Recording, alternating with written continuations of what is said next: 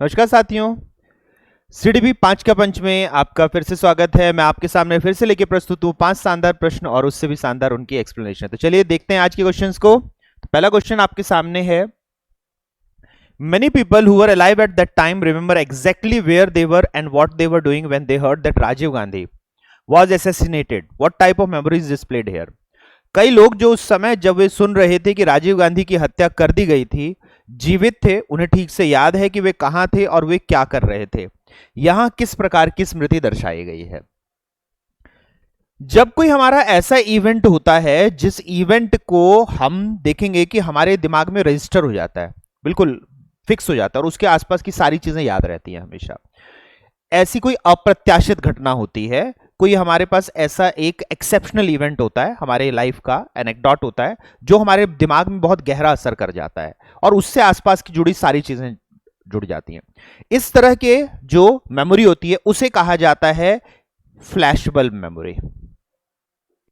इसको पूर्व दीप्ति स्मृति कहते हैं, जो किसी भी हमारे पास फ्लैश की तरह, किसी एक जुगनू की तरह, किसी एक रोशनी की तरह अटक गई, क्योंकि वो उसके आसपास की सारी चीजों को रिकॉल करवा देती है। ठीक है, बाकी स्मृतियां हम देखें, सेंसरी हमारी मेमोरी जो है, जो हमारे सेंस ऑर्गन्स में रजिस्टर होती है और हमारे ब्रेन में जाती है, उसे सेंसरी मेमोरी कहते हैं। डिक्लेरेटिव मेमोरी जो हमें कॉन्शियस मेमोरी जो बनती है, जो चेतना में हम बनाते हैं अपने इवेंट्स की, अपनी घटनाओं की, अपने एक्सपीरियंसेस के, लर्निंग का, ये सारा का सारा क्या आ जाता है, ये सारा का सारा डिक्लेरेटिव मेमोरी घोषणात्मक स्मृति कहलाती है। ये घोषणात्मक स्मृति दो तरह की होती है, पढ़ के जो बनाते हैं अर्थगत यानी सिमेंटिक मेमोरी, और जो एक्सपीरियंस से बनती है, हमारे अनुभवों से बनती है, जिसे हम फिर क्या कहते हैं, जिसे हम एपिसोडिक मेमोरी कहते हैं, हम उसे घटनाकालिक स्मृति कहते हैं। तो दो तरीके से हमारे पास सेमेंटिक मेमोरी जो हम पढ़ के बनाते हैं, अधिगम करके बनाते हैं, और घटना में जो बनती है, इवेंट्स में जो बनती है एपिसोडिक मेमोरी, ये दोनों मिलकर हमें क्या बनाती है, डिक्लेरेटिव मेमोरी बनाती हैं।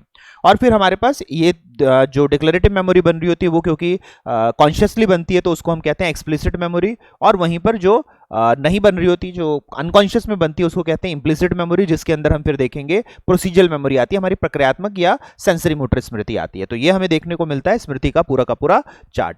तो अगर आपने अभी तक स्मृति को अच्छे से नहीं जाना है तो इसकी वीडियोस अवेलेबल है, आप ये वीडियो अवेलेबल देख सकते हैं, सर्च करके प्लेलिस्ट में भी आपको देखने को मिल जाएगी। चलिए नेक्स्ट क्वेश्चन को देखें। Dash learners are not included under exceptional category. शिक्षार्थियों को अपवादात्मक श्रेणी के अंतर्गत शामिल नहीं किया जाता है। तो बिल्कुल लड्डू क्वेश्चन है, कौन से बच्चे होंगे जो अपवाद नहीं है। तो अगर हम देखें तो मंद बच्चों को करा जाता है, गिफ्टेड बच्चों को किया जाता है, स्लो बच्चों को किया जाता है। कौन से बच्चे नहीं किए जाते, तो नॉर्मल बच्चे तो नॉर्मल है, तो उनको हम अपवाद में क्यों करेंगे, इसलिए आंसर हमारे पास पहला हो जाएगा, क्योंकि नॉर्मल बच्चे एक्सेप्शनल चाइल्ड नहीं होते, एक्सेप्शनल कैटेगरी में इंक्लूड नहीं किए जाते। चलिए नेक्स्ट क्वेश्चन को देखते हैं।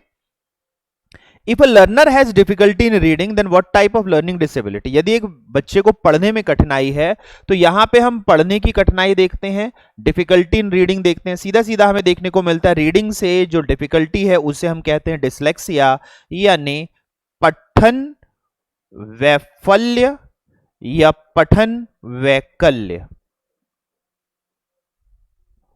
डिस्ग्राफिया हमारे पास लिखने की प्रॉब्लम है, राइटिंग डिफिकल्टी है। डिस्कैलकुलिया हमारे पास गणित मैथ्स की प्रॉब्लम है। आंसर यहां पे हमें तीसरा देखने को मिलेगा। चलिए नेक्स्ट क्वेश्चन को देखें। Out of the box thinking is related to, सबसे अलग या हटकर चिंतन निम्नलिखित से संबंधित है। जब ये हम अलग या हटकर चिंतन करते हैं तो इसे कहा जाता है क्रिएटिव थिंकिंग। इसी को हम सृजनात्मक चिंतन कहते हैं, जो हटकर होगी। और ये किससे आती है, ये आती है डाइवर्जेंट थिंकिंग से, अपसारी चिंतन से हमें देखने को मिलता है। क्रिएटिव थिंकिंग के हमने जो 3 इंडिकेटर्स देखे थे, डाइवर्जेंट देखा था हमने, फिर ओरिजिनल देखा था हमने, मौलिक देखा था, और फिर फ्लेक्सिबल देखा था हमने।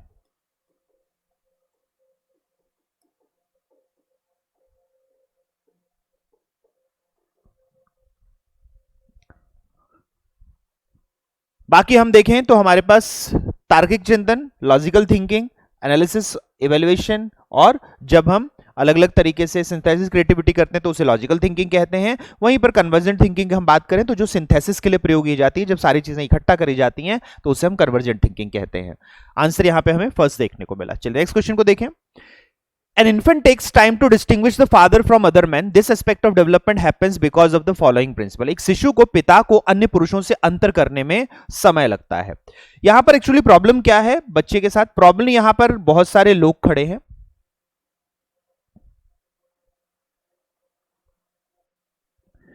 इसमें से उसको अपने पिता की पहचान करनी है और उसको अपने पिता की पहचान यानी ये जो उसके पिता हैं इसकी पहचान करने के लिए उसको समय लगता है। इन चारों में उसको समय लगता है कि ये मेरे पिता हैं।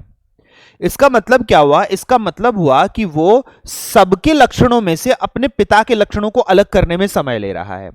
The characteristics of every human beings have some common features. सभी लोगों में, सभी मानवों में कुछ कॉमन फीचर्स होते हैं। सभी की दो आंखें, सभी के दो कान, सभी के नाक, सभी का शरीर, ऐसे देखने को मिलता है। लेकिन उसके पिता का जो भिन्नता है दूसरों से, वो उसकी पहचान करने में देर लग रहा है।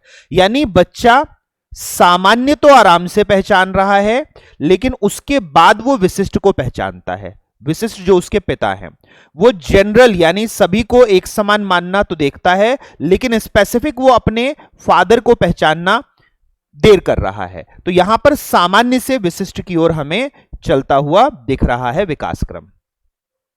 ये विकास क्रम उसको सामान्य से विशिष्ट की ओर दिखता है, फ्रॉम जनरल टू स्पेसिफिक दिखता है। ये विकास क्रम हम यहां पे देखेंगे। यहां पर होल टू पार्ट या सेंटर टू पेरिफेरी या पार्ट टू होल, ये तीनों चीजें नहीं दिखेंगी। सेंटर टू पेरिफेरी हमारे पास जो होती है वो क्या होती है? केंद्र से परिधि की ओर। इसे हम कहते हैं केंद्राभिमुख, यानी हम यहां पे अंदर से बाहर की ओर जा रहे हैं। निकट दूर क्रम भी इसको कहते हैं हम। तो ये हमें कहलाता है प्रॉक्सिमो डिस्टल। तो प्रॉक्सिमो डिस्टल यहां पर नहीं है। यहां पर सामान्यतः सबको एक समान मानना और फिर उसमें से किसी विशिष्ट को अलग से पहचान करना, ये अवधारणा विकास की लगेगी। First we have to identify the general features and commonality among the people, and then we have to identify specifically our father, his father or her father, that is the called from general to specific. तो answer यहां पे चौथा रहा। तो उम्मीद करता हूं कि आपको सारे कॉन्सेप्ट्स में बहुत सारी चीजें बहुत अच्छे से समझ में आई होंगी और साथ ही साथ कुछ नए कॉन्सेप्ट्स सीखने को मिलेंगे, पुराने कॉन्सेप्ट्स को आपने रिवाइज किया होगा। तो चलिए अगले वीडियो में फिर आप सभी लोगों से मुलाकात होगी। जितने साथी इस वीडियो को देख रहे थे, आप सभी का धन्यवाद। नेक्स्ट वीडियो में फिर मुलाकात होती है। फिर मिलते हैं साथियों, नमस्कार।